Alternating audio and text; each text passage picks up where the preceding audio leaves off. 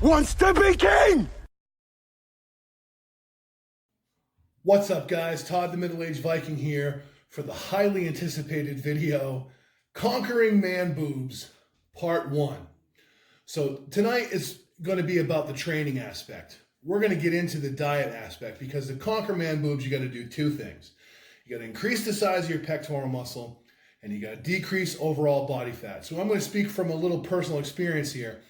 I used to be morbidly obese. And when I say morbidly obese, I mean 365 pounds of jiggly man. As a result, I had a huge belly and huge man boobs. I spent the last 3 years of my life trying to change those things. But you got to understand something. If you're like me and you've pushed your obesity to that level, there are a few things that may never come back. And what I'm talking about is skin. I was fortunate enough to not have excess stretched out skin on my chest, but I have it on my abdomen. You may have it in both places, or you may not have it at all and be extremely lucky. But if you do have it, you know what? It's a consequence of action. It is what it is. I can't get rid of mine on my abdomen unless I have surgery. I might be able to minimize it, and you can minimize it too. But the fact is, once the skin is there, it's probably never going away.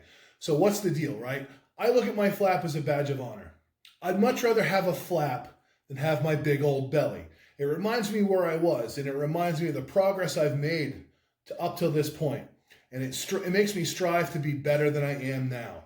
So if you look at it that way, it's not that big of a deal. But let's face it, you conquer those man boobs, you get down to where you're at healthy body weight, you've increased the size of your pecs, you're going to look good in a tank top. And that is going to be killer. Looking good in the tank top. That's what we're after, right? So we're going to get right to the gym. We're going to look at 5 exercises. We're going to look at the bench press. We're going to look at the fly. We're going to look at incline bench press. We're going to look at high cables and low cables. So I'm going to take you to the gym now. I'm going to take you through an abbreviated version of the chest portion of my day. Now, I do chest, triceps, back, biceps, rather traditional. I do mix that up, but right now that's what I'm doing.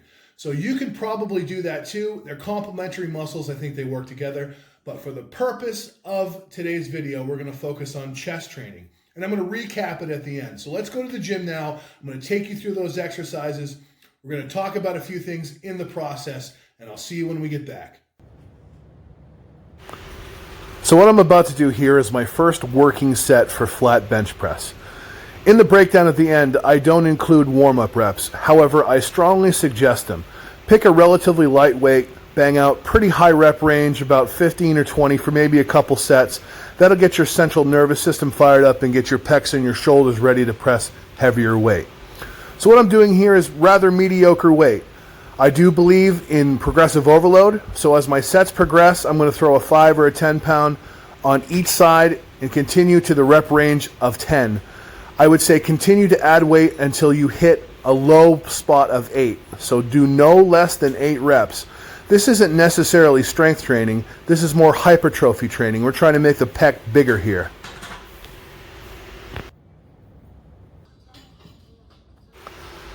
So here we are on the fly machine. I really like this machine. You can probably find one just like it at your gym.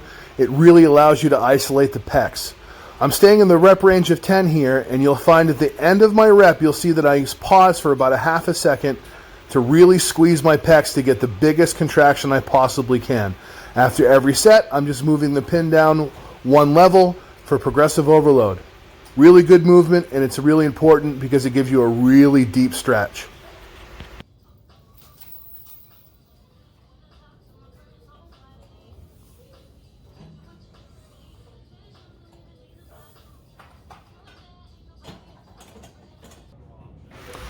So here we are on the Smith machine. That's right, Smith machine for incline press.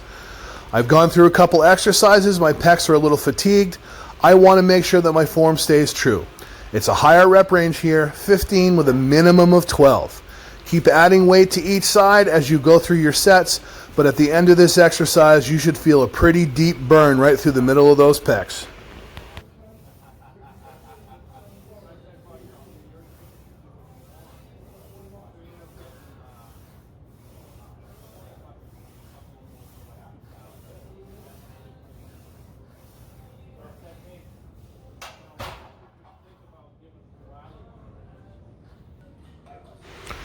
This is the first set of cables.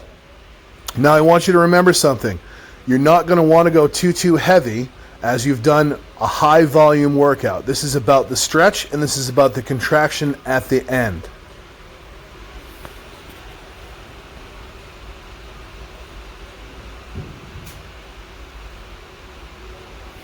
Couple things to remember.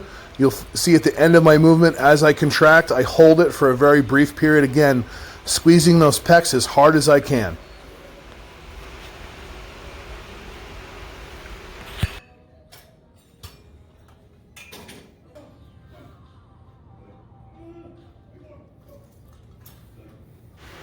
Here we are for the final exercise for chest, low cables.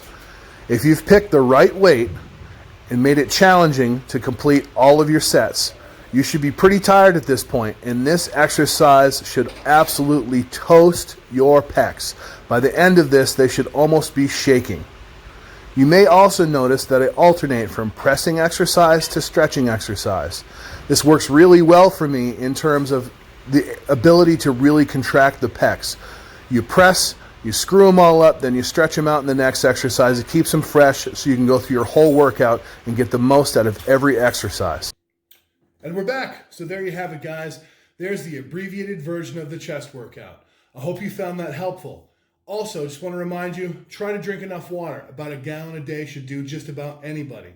That'll help reduce soreness by flushing out lactic acid and help you hopefully not have any cramps. So keep working, keep trying. On the next video, part 2, we're going to go over more of the diet, basically how to reduce fat everywhere, obviously not just the chest. So if you found this video helpful, please give it a like. Subscribe to my channel if you'd be so kind. If you have any comments, questions, suggestions, or whatever, don't hesitate to leave me a comment. I'd be more than happy to hear your feedback, and I will respond to you. So at the end of this video, I'm going to kind of summarize the chest workout again. So if you guys want to write it down, whatever you have it, to kind of go forth and try it out and see what you think. Until then, until next time, Middle-Aged Viking signing out. Go out and conquer. Bye-bye.